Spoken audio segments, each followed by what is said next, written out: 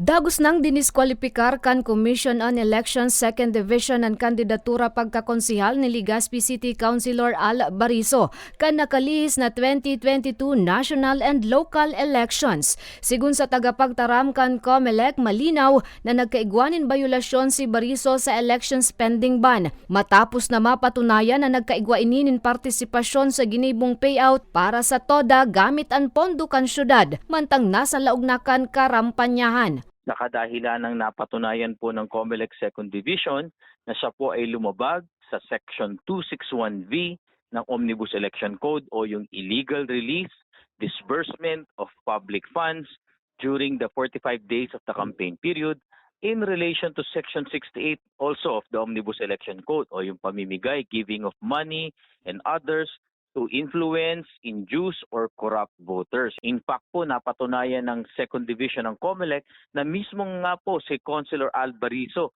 pa ang nanawagan ng pagpunta po doon bilang head ng committee ng kanilang konseho. At pagkatapos po noon, siya po ay may mga Facebook post kung saan nagpapasalamat po siya dahil nga po sa suporta na tinanggap po nila. Paglilinaw sa nakang tagapagtaram bakung guilty si Bariso sa vote buying base naman sa ginibo nindang hirarom na pag-aadal sa issue.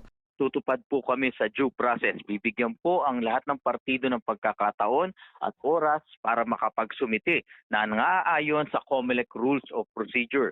Pagkatapos po nito, agad din pong didesisyonan ang mga kasong ito at hindi na po ito pagtatagaling. Kung makita nyo nga po sa loob ng nakaraang taon at ngayon po ay sunod-sunod na inilalabas ng COMELEC ang mga kaso. Batay sa commitment po ni Chairman Garcia na tatapusin ang lahat ng kaso bago po ang susunod na national elections.